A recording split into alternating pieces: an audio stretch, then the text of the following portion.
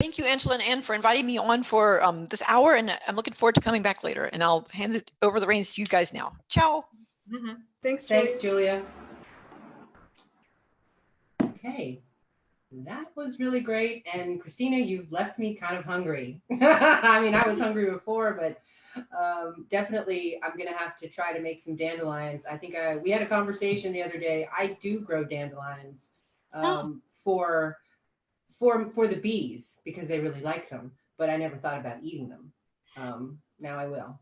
As you were talking about that, I had to remember when I was a small child, my great grandmother from Italy came and we were driving around and she made my father stop the car so she could go pick weeds. And we were so embarrassed kind of as small children at what she was doing, but then she brought it home and cooked it for us. And we were very pleased that she had stopped weeds along the side of the road. Amazing. I know one time I was in the north of Norway and this was up by Lofoten by the Arctic Circle. And I mean, they would go out and fish and get these enormous amounts of fish. And they would serve just boiled fish with boiled potatoes, nothing, no other vegetables, no sauce. They cooked up, this was 30 years ago, they cooked up the liver of the cod and skimmed off the oil. And that was used as sauce for the fish and the potatoes. They asked me what I thought. I said, it's the very best cod liver oil I've ever tasted. Because it was really, when it was fresh like that, it was good. But after like 2 days of having the same thing, I thought, oh God, I don't know what I'm going to do. And I was walking out on a potato field and I saw the whole field full of lamb's quarters. So I went and picked them, brought them back, and made a whole bunch for everybody. So everybody was impressed. They had no idea that it was out there. Yeah, great, wonderful. Okay, Angela. Let's see, where are we? What's next? Okay, I believe that my good friend and compatriot, Vivienne Hayes-Hobelsberger, on calculating your personal impact on the environment is next.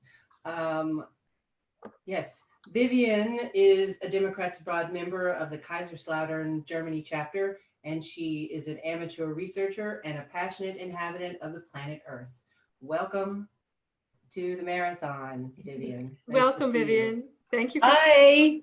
Can you guys see me and hear me? Yes, we can see you and hear you. Okay. Wow. Okay, I'm not even going to say, where are you? You're in a different location than what I normally see you in. I turned my computer around, so I thought, make it a little different view. Everyone's tired of looking at my map on the wall. Yeah, okay. Well, I'm super glad that you're here. I'm glad that you wanted to add something to the event. You don't need anyone to do anything for you. You got it, right? I'm going to wing it. Okay. Well, I'm going to step away for a little bit, everybody, just to get something to eat, because seriously, all that cooking made me hungry and I don't want to starve to death. And I'll be watching from a distance. You'll be watching. Okay. See you guys in a bit. All right. Thank you. Hi, everybody. I am so happy to be here. I'm so happy to be part of this. This is like really cool. Thank you, Anne and Angela, who just left, for doing this. This is amazing, and getting everyone together. Just amazing, interesting people. And Christina, that was so wonderful. The things that are in our gardens, I'm a real advocate of the stinging nettle because I have rheumatoid arthritis, and it does help. I have to tell you, it really does. So I make a tea out of that, and it calms it down once in a while. So my part is today about calculating your impact on the environment and using some online tools to do that. And I'm not a scientist. So just to be clear, and I'm not an expert, this is kind of like a little research project that I did, something that I've been interested in for a long time. And so when I have got the opportunity to be part of this wonderful event for Democrats Abroad, I said, okay, let me do this on how we can calculate our personal impact on the environment. So just to give you that, we all have an impact on the environment. We know that. We buy stuff, we heat our homes, we some of us drive cars, some of us take the train, some of us take the bus, many of us abroad, fly back to the States often. And so we all leave an impact on the earth. And that impact that we call is our footprint.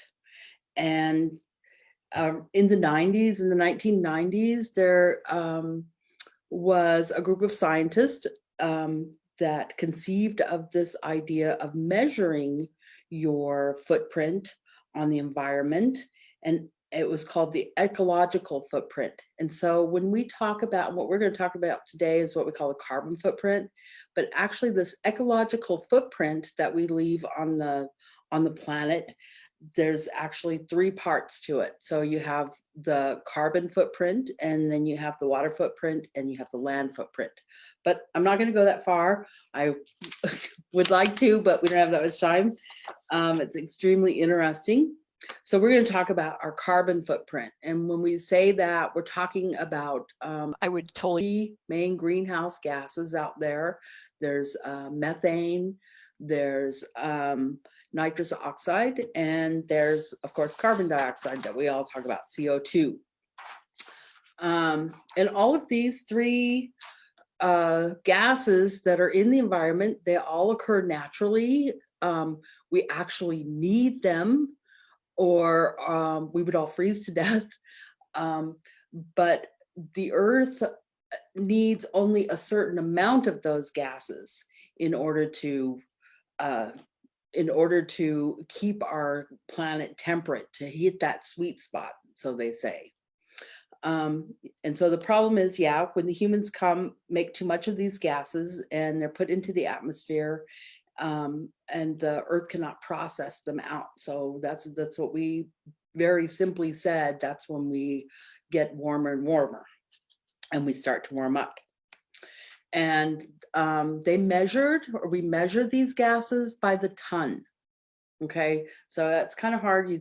When you think of tons, you're thinking of cars and big trucks, and that's a 10-ton truck or something. But when we're talking about gases, that's kind of hard to visualize. So I found a very good visualization, and on TED Talks that I had seen, and they measured these gases. So you can visualize that. Imagine a 3-bedroom house, and about 200 square meters, or in the imperial terms, 2,150 square meters. And you fill that all the way up, clear to the rafters, with gases, greenhouse gases, or CO2. And that would be 1 ton. That's how much gas that is. And so just to give you, I'm going to share my screen with you now. And I would like to show you how much greenhouse gas. Let's see if I can do that. Share. Okay.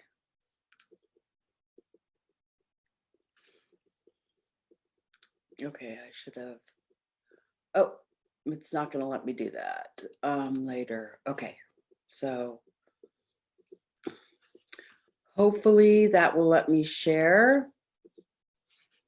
There we go.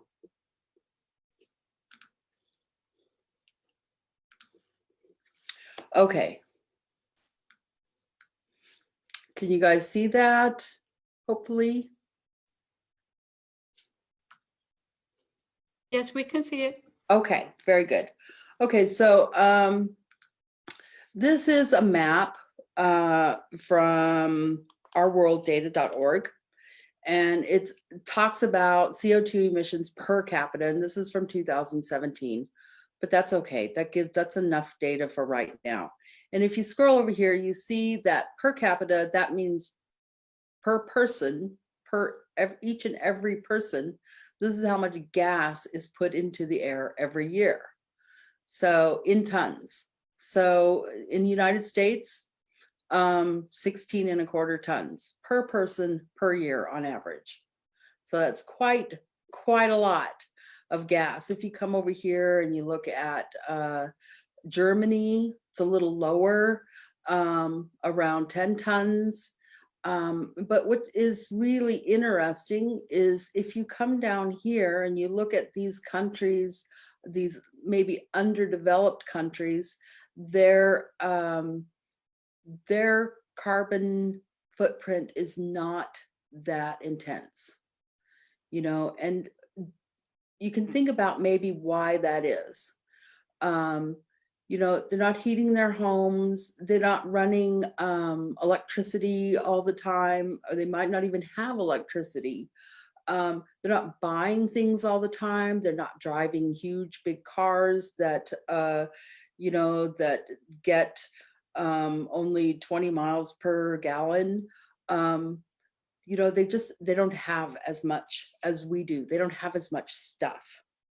Okay, so when we look at that, just something to consider. So each and every person in the United States is putting forth about 16.25 tons every year into the climate. So what can we do to reduce that? You know, we can use less, of course. But what we have out there is on the internet is some very interesting things, and they are carbon footprint calculators. And the EPA has one I'd like to show you. Yes, the EPA, part of our government, EPA still exists. And this is kind of a neat little calculator that you can use. It's only for the people in the United States. So we can just say, just really quickly, I hope you guys can see what I'm doing here. I'll put in my zip code there from the States, from Michigan.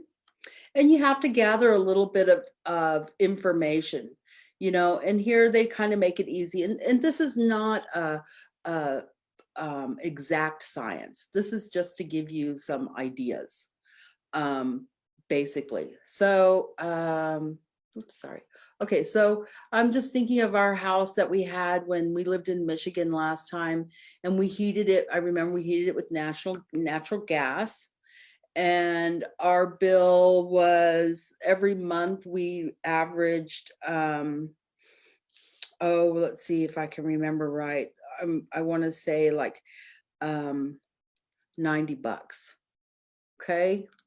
And then our electricity, we lived in Michigan, so we had to have our air conditioning running in the summer. It was very hot. And our electricity was maybe like 110. Okay, we did not live in a really efficient house. I don't know how much was green, so I'm going to say 0. I know that our plan allowed for green, but I think it was very minimal there in Michigan, like 10%. We didn't have any fuel oil or propane. Okay. And down here, you can say, what can we do to reduce our emissions? So we can keep our thermostat in the summer. If for the AC, we're not going to do anything there, but we were good at turning our thermostat down at night. Okay.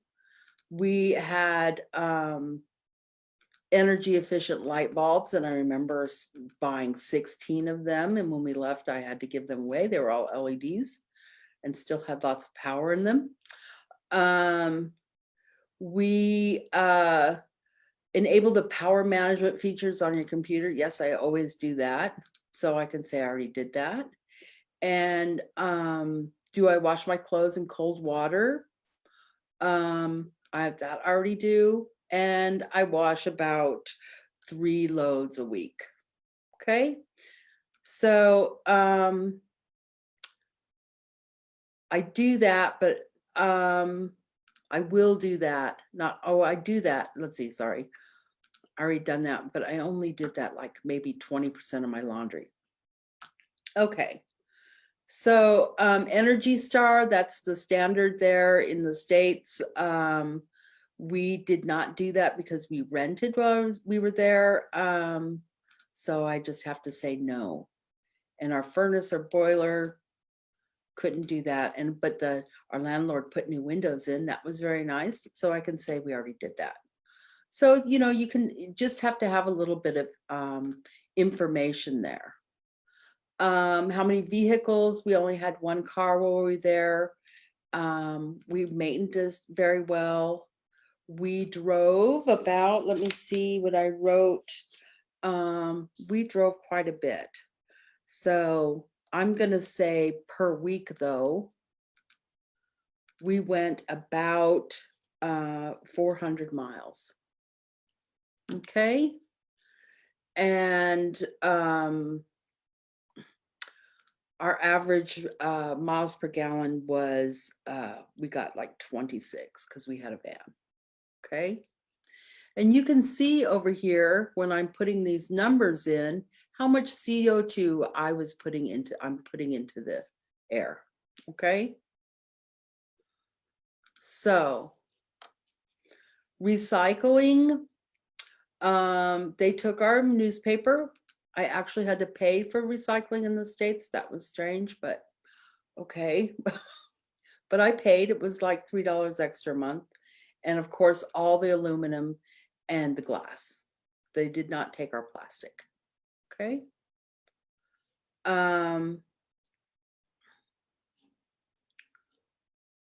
If I put in here, this is very interesting. If I put in that I start recycling my plastic, look over here to this number, estimated annual savings, 107 pounds. Okay. So this is giving you some kind of idea just how recycling is going to help you reduce your carbon footprint. And over here, you see that, you know, 1,309 pounds just from the recycling that we did do. So I can go look at my report.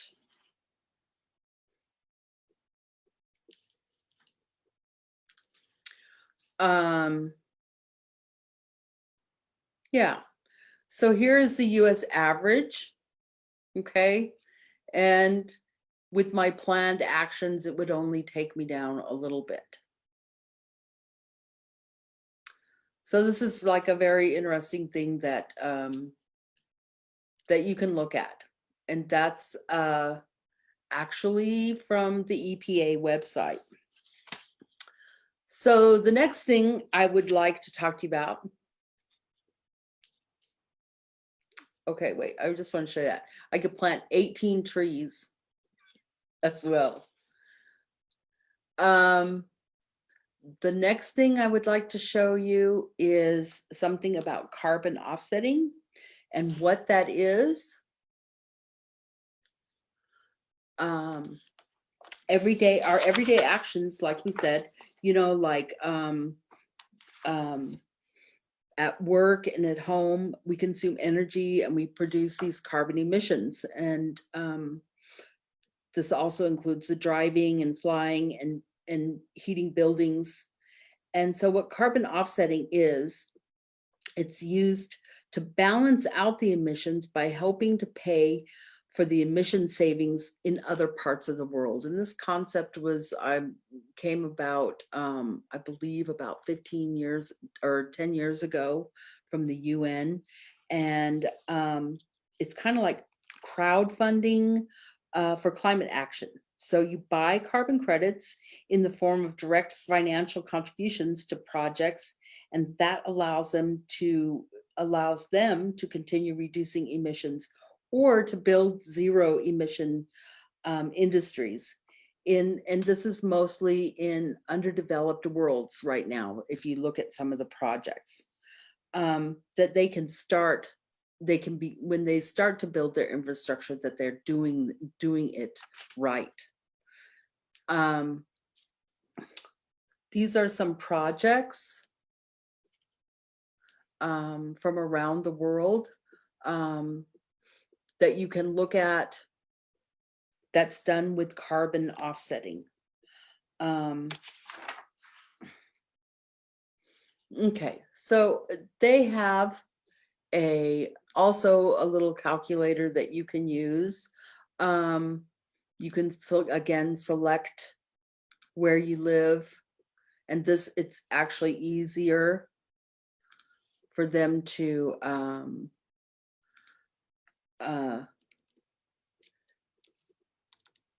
figure out whether your what your impact is. For instance, in Germany, we're about 27% of our energy source comes from natural resources.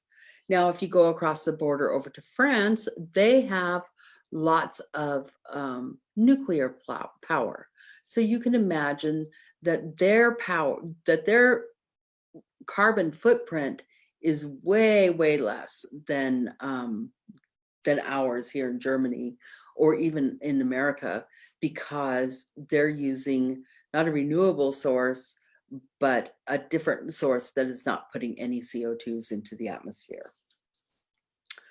So I looked at my bills. You have to look at your bills kind of to do this. And for our electricity consumption last year, we used 5,097 kilowatt hours. And this was not per month. Oh, it's asking me per month. So I can take that down and say like actually I could say like 420, because it's asking me for a month. Okay. And so, like I said, I live in Germany, and they have 27%. That's the average here, is clean energy source. And we heat with natural gas. Okay. Okay, and this one is asking you how you get around. So I live out and about, or outside of the big cities. So we have a car. Okay, so it's a gasoline car, and we drive about 78,000 kilometers per year, or oops.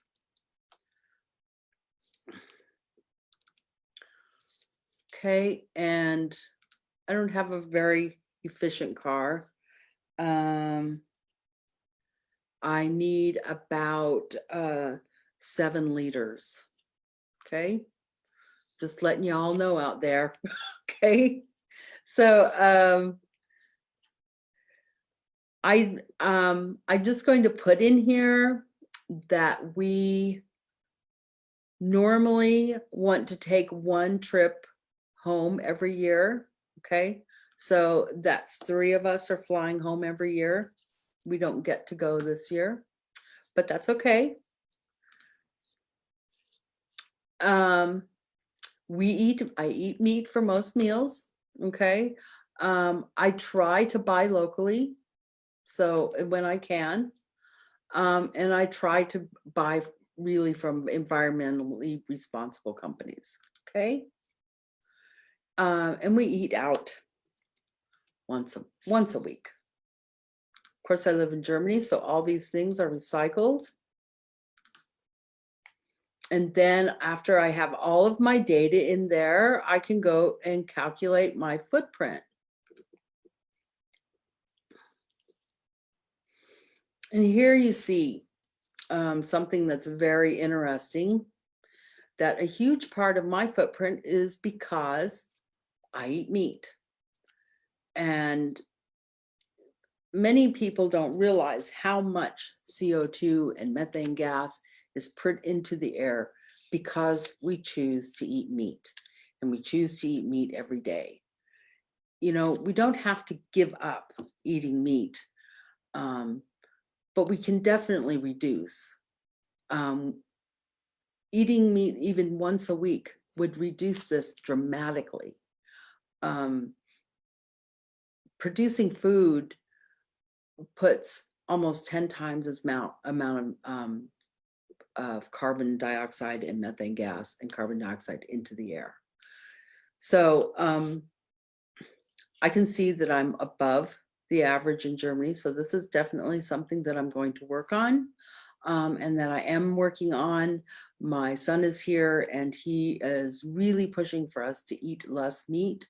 And I know that it would make me feel a lot better too. So that's just something that I wanted to show you there. It's something that we can do. There's also about this carbon offset that I wanted to talk to you about. You can go down in here and push offset my carbon.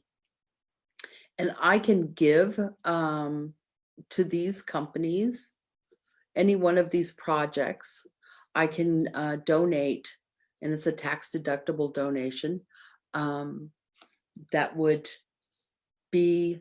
fund some of these projects around the world.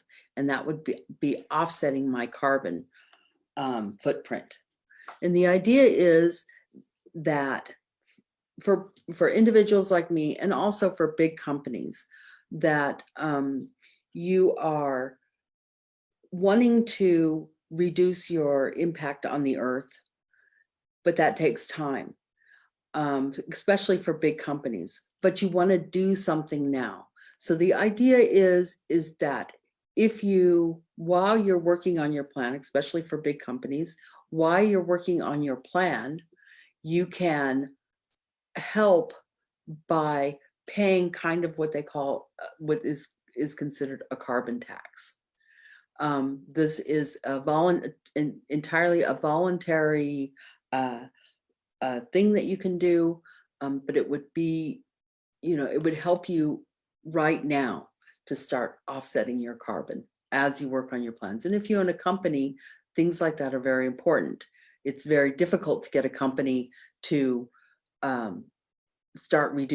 reduce their carbon footprint immediately. There's plans that have to be put in place. For individuals, of course, it's much easier, but for companies, that takes planning, and that takes buildings and restructuring and investments. So that's what the UN has to offer. This website is climateneutralnow.org, or you can just go to the UN website and find this. Another very nice one is also the carbon calculator, which is the carbon footprint. This is a private organization that is also one of these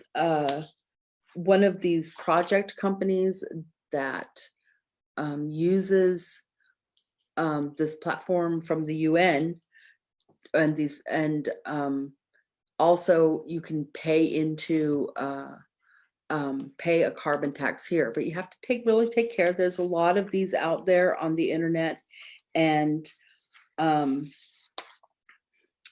they need to be certified. They need to have standards. They need to be there's some that have gold standards, and there's some that have certification from the UN that says, yes, they can do that, and they're spending this money in a correct way. So I have one more, just that you would be might be interested in. This is carbonfootprint.com. And then there's one called My Climate. And I wanted to show you something that I found kind of interesting. They all kind of work the same. Lots of people like to take cruises. And one of actually a really profound thing that happened to me last year when I was in Kaiserslautern, and we marched on with Fridays for Future with the young kids. And after the march was done, the kids all sat down, and there was a couple young girls standing there talking with their friends and talking about they were going to go on a cruise with their parents this summer, and they were so excited. And so I just want to just look at this little piece right here. I've never taken a cruise, so we're just going to go in here and say, okay, we have a standard cabin, and there's me and my husband are going to go, and it's a pretty big ship, let's say, because, you know, I don't know, let's go with a mid-sized one. And this is going to be a 14-day cruise. And so we're just going to do the offset compensation just for me, not my husband, just me, okay? So we're going to put that in there, and we're going to calculate that. Here's where it takes you, of course, to the screen where you can pay your carbon tax, and you can see that in euros, that 94 euros, I could pay my carbon tax for my cruise. So my carbon footprint for my 14-day cruise is 3.6 tons. One cruise, that's it. Look how huge that is, okay? And so our average here for a single person in the EU is 8.4, it says, CO2. I've just, for my one trip, just spent all you know, half of my carbon allowance for the year. So I find that just absolutely mind-boggling. And it's important that when we talk about things like this, and when young people, that they realize, you know, each thing that they do, it has an impact on the planet. And the young girl, I just wanted to take her aside and go, hey, you know, you're so involved and you're so caring about the planet, but you have to look at your own actions too. And that's what we all need to do. We all need to look at our own actions. There's one other little calculator and this one's for kids. And this one is from the World Wildlife Federation. It is not US, it's from the UK. And they ask a simpler set of questions, very easy. So I'll eat meat at some meals. Of course, you have pounds, but if you can do that in dollars, I think it's 1.25 to the dollar to the pound. So when we go out in a week, I think we spend, we could say that. How much food do we throw away? I try to keep that at a minimum, but some food does get thrown away. And how often do you buy locally produced food that's not imported from your country? It doesn't have to be the UK. So we can say a lot of the food is grown locally. Of course, we travel by car. And what kind of car? Well, I still have a gas car or petrol car, little one. And I don't have a motorbike. Okay, so I can say under 2 hours. I don't travel by train every week, but some people in the city do.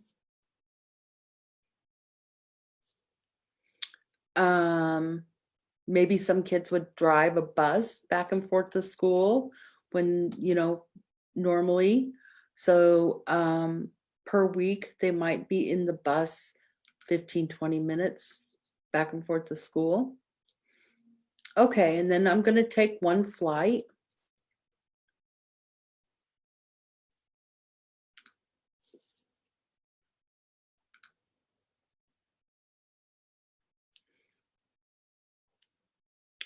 So I don't offset any of my flights. So I know that you have the option. We usually fly Lufthansa, and you do have the option to offset your flights and pay that tax.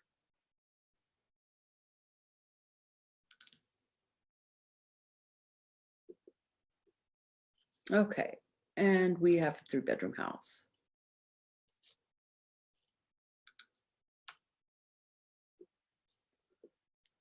And we heat with gas again. And yes, we have a tariff, but it's less than 100%.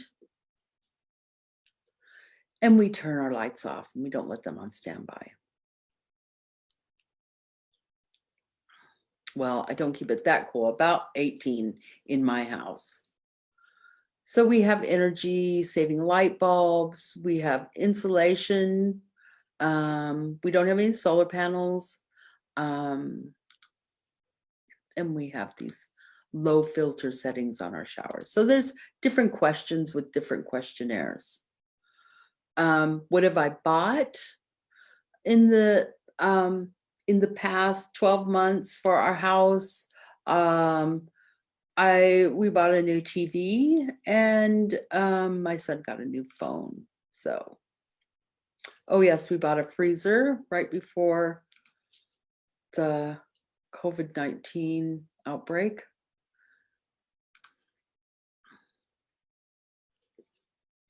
Clothes, that's not my weakness.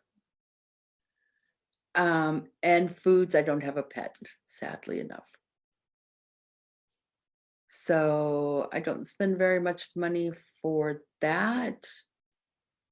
But there's 3 of us, so I'll say 10. And our internet and TV contracts.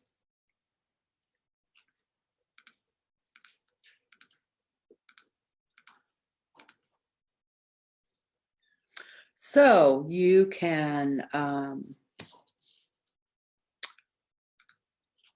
just say other, and that'll give us some little results. And this gives you, this one shows 10 tons. So I am off target, okay? Not too much by this scale, but it's a good talking point. It's a good thing to start showing young children and teens. And of course, this is actually World Wildlife Federation is very, a very good site to go to for young kids. So that's what I have for you. I'm going to stop sharing my screen. And that was my research assignment. I hope you guys, everything, you heard me okay. And yeah, that's what I have. So Vivienne, that was really interesting. Thank you. Could you share those links in the chat? Also, I can. Thank you.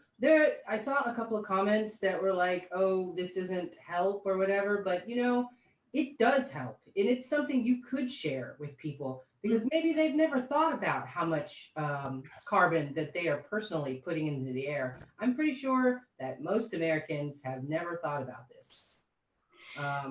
Since early this morning, we've been discussing the personal changes and structural change, which is more important. I think we're realizing as the day goes on that both are important.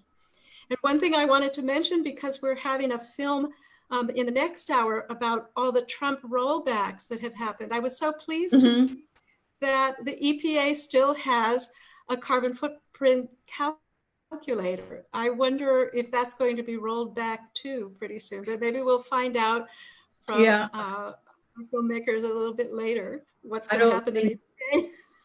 I don't think the administration has found that yet. So Seek and destroy is their seek and destroy. But I was looking too at and Christina says, how can you explain how paying a tax can help? And so yeah, I mean, I'm probably using the wrong word, Christina. It's a climate offset. And so it's most of those offset calculators where you're giving money to an organization. Most of those are actually for big companies that have a hard time to start turning those wheels to reduce their carbon emissions, and they need to do something now. And so they're giving that money. They're giving money to underdeveloped countries to help them develop clean power, to help them buy efficient cooking stoves, to go plant trees. And I looked at Lufthansa when their project right now that they are doing their carbon offset, so you can pay your carbon tax, or you can give a donation, actually is what it is. It's a tax deductible donation that makes you feel good about, you know, you're putting carbon into the air when you take that long haul flight back to the States, that you are giving money to plant trees in Nicaragua. And that's, you go on the Lufthansa website and look at their carbon offset page, and that will show you how much you can give when you take that flight. So it's actually, maybe I said that wrong, that it's a tax. It's actually at this point is a donation. It puts a dollar value or a euro value on the carbon, the tons of carbon that you put in the air every year. So that's actually what it is. So Right. I hope that one of the things that I wanted to actually say about flying home, because this is a big deal to us. We live abroad, and so we need to fly home often. And that worries me, you know, it's like, okay, can I fly home every year, or do I have to fly home every other year? And one of the innovations that actually is being worked on is synthetic jet fuel, which we all know as kerosene. And so this is something that I'm like, you know, hopefully that and this does not put so much gas in carbon dioxide into the air when they fly. And so kerosene, I didn't want to go too far. I will go look at that later about the impacts of using kerosene versus normal fuel for jets. So I'm going to go look at that and see what the difference is. But from the little bit that I read, it's going to be very, very beneficial to use synthetic fuels. Okay. Thank you. Thank you very much. Be quiet now. Thank you, Vivienne. Thank you. It was wonderful. Okay, well, we're past the top of the hour again, Angela. So we have to tell everybody who we are and what we're doing here. Yes, I'm Angela Fobbs. I'm the chair of the Global Black Caucus. And I'm Ann Hesse. I chair the Global Women's Caucus. And happy Earth Day to everyone who's joined us recently, or if you've been with us the whole time, happy Earth Day, and thanks for joining. Okay. Yeah. So, what do we have next? Next up, we have Kendra Borgen. Oh my goodness. Yes. Born into a Reagan-era hunter-gatherer society in Alaska, Kendra started playing the saxophone at the age of 8, inspired by the musical stylings of Lisa Simpson. After surviving the treacherous journey down the infamous Alaskan-Canadian highway in 1999 to study music in Oregon, she finally left the U.S. for once and for all in 2004. In search of a better life and an affordable master's degree, she bought a one-way ticket to Amsterdam and never looked back. Since it turns out you cannot pay rent in exposure and beer tokens, she started guiding people around the city in 2010 and now performs comedy by night. Welcome, Kendra. Thank you. Can everyone hear me okay? Yes. All right, as a performer, I always have to bring my microphone in. So even though this thing's actually not attached to anything, it's just there for the effect. I'm just here to hopefully add a bit of humor on this Earth Day panel. A lot of serious discussions, important discussions going on. I don't know what you guys took away from that last talk, but what I just heard was maybe it's okay. You don't have to go home and visit your family every year. especially if your family's like mine and they all voted for Trump. So now I'm just being environmentally responsible by not going home every single year. And by the way, this is just going to be a little comedy interlude here. So if anybody's muted and want to open up your mic and you want to be able to respond, because there's nothing a comedian loves more than actually to hear people respond to things they're saying. I've been watching a lot of John Oliver, as I'm sure you guys have, a lot of the late night shows, and it is incredibly awkward to do a performance and get nothing back. It makes me feel like I'm performing for a Dutch audience because they really, really do not like to laugh. They sit back and go, "Oh, it's very funny. Yes, I enjoyed it very much." At least it's not a Finnish audience though, because those people are emotional wasteland. But yeah, here we are in 2020. Man, and I thought 2019 was going to be like the bad year in these years. Because for me, I don't know what 2019 was like for you guys.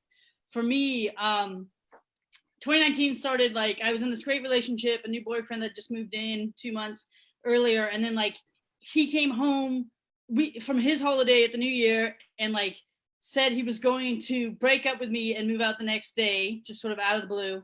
And then the next day, my bike broke, and the day after that, my aunt died. So yeah, I know. I really like that bicycle. That was such an amazing. It's my favorite bike. I live in the Netherlands. You guys have to understand. My aunt, don't bless her. My aunt was old. She had good innings. But my bicycle, man, like living here as long as I have, bicycles are to Dutch people like guns are to Americans. You know, like from their cold dead hands. Like they don't want to let go of their bicycles. It's a true story that during the Second World War, that people actually took their bikes in and hid them in their homes so the Nazis wouldn't take them. That's how much these bicycles mean to these people. But yeah, so here we are. I thought 2020 was going to be the year. It was so exciting, and then it's been fun. You know, Kobe Bryant sadly passed on, and then this pandemic hit, and I thought, wow, that's unreal. It really changes your entire perspective on what is, you know, normal in life. You know, the Netherlands were not completely locked down like everywhere else. You are allowed to go out. You are allowed to, as long as you keep distance. And but you still get these kind of mixed looks from people if you head out. Like, especially lately, I've been, as maybe all of us have been, I've been drinking a bit more, which means I got to take my wine bottles to the recycling. So, you know, you get these looks of judgment from people like you're out and about, but then they also look at you like, look at her. She's being responsible. She's recycling. You know, what a good girl, you know. But like everything becomes weird. It's like adulting before the pandemic was like getting up in the morning and like getting ready and having a productive day and going to work. And like adulting now, if you're like me stuck at home, is just like putting a bra on 2 days in a row. That just feels like, yes, I've succeeded. Time just becomes so useless that I actually have to set an alarm to remind myself to go brush my teeth, just because it's really just unreal. And it's funny, like every sneeze, like I get a little bit of allergies. I get a bit of allergies. So every sneeze, somebody looks at you like, oh, it's the COVID, you know, or like any kind of like sound that comes out of this region, and suddenly you're enacting the plague. And it just reminds me back when I was having some pretty severe gut issues. It's going to be a little bit personal for a minute. I was farting a little bit, and I also experimented with being a vegan during that time, trying to solve my gut issues.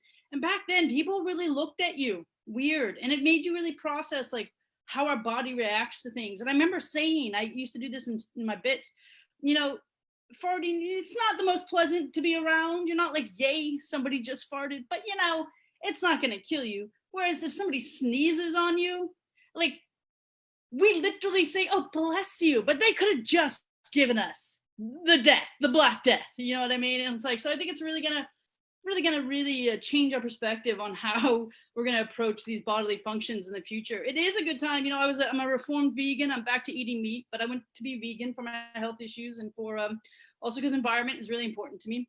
And I say I'm reformed vegan, which means I sort of still kind of adhere to about a 60-70% vegan diet.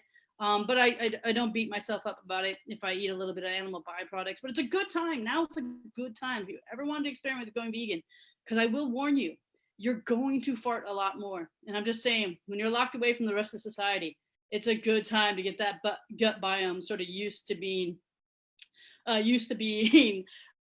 processing beans and all that stuff, because it does simmer down after a bit. But the COVID's kind of fun. Like I was recently reading an article that said that men are more affected by this virus than women, which is sad to learn, because now every man is going to be like, see, I told you my flu was way worse than yours. I told you man flu was way worse. So I hate that they now have this this advantage over us. But being in lockdown also just kind of reminds you of what's important in your life, right? Like, if you have a lot of time on your hands, again, like I do, you really like, it really puts in perspective, like what's important to you. Like, what have you spent your energy and your time doing? For me, it's definitely not laundry. Like, I thought the reason I never hung up my laundry after I put it on the dry rack was because I just didn't have the time. No, it turns out I just didn't want to do it. It is sat up there for 5 days. I've gone nowhere in 5 days, and it's just there. But what am I doing instead? Getting ready for this panel, helping do things for Democrats abroad and for this event today. And apparently that's where my priority lies. But it really puts also these things here, for those of you who have kids at home or young kids at home, it really changes the way you look at movies like The Shining. Like, when you saw that movie when it first came out, you went, I have no idea how that person could kill their kids, right? Locked away in a cabin, isolated and alone. And then suddenly it happens and you're like, this is just a documentary. It wasn't a horror movie at all. But let's move on a little bit. I live in Amsterdam, but I'm actually from Alaska, or as like most of you guys like to call it, the Canada of America. Sadly, half the country think we're Canadian, and the other half think we're an island off of Mexico. We're taught this growing up as kids in Alaska, that you're going to get down to the States, as we call it, and they're going to think you're an island off of Mexico because the way the map is laid out. And I did actually encounter people who asked me if it was an island in my time. I was in Colorado, and I got ID'd for something, and he saw my Alaska driver's license, and I didn't actually think that was going to be a thing until I encountered it. And then I read that, like, shortly after Hurricane Katrina, something like 70% of high school seniors could not identify Louisiana on a map.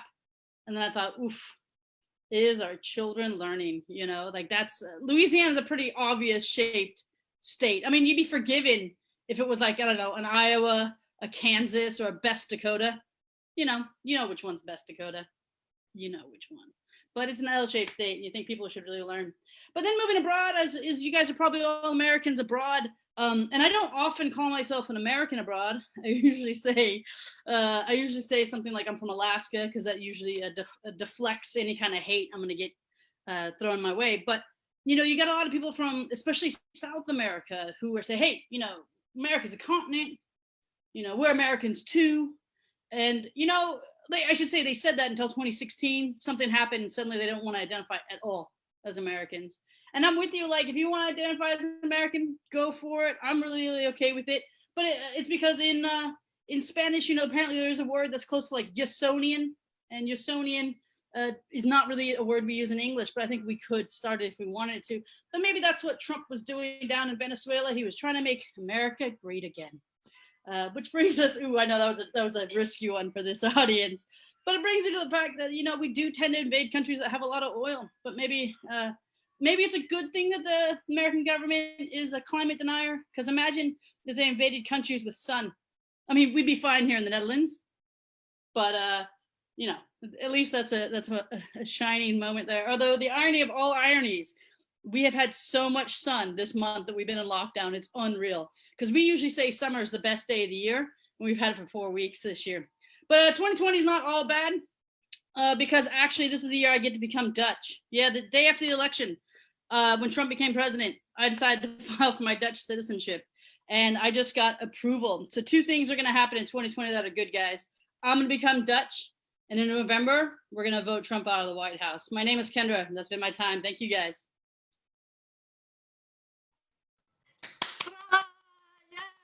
Yay! Thank you, Kendra. Okay, that was really good. Thank you so much for coming on. Thank you for having me. Thanks, guys. Thank you. Now I'm glad to sound so surprised. Yeah, I know. I know. I should have said it like, wow, I couldn't have imagined that you'd be that funny, but but no, you seem like you would be humorous. I've just never seen you perform. That's all. Okay. So Thanks, guys. Thanks for coming along. And Kendra can probably be found at a variety of places Boom Chicago. That's where you perform, don't you? No? Yeah, Boom Chicago, all over the country. I was supposed to be at the Edinburgh Fringe this year. That got canceled, unfortunately. I might be in Sweden and Denmark in the fall, if that still goes through. And yeah, you can always find me at kendraborgen.com. Thanks, guys. All right. Thanks. Thanks, Thanks so Kendra. much.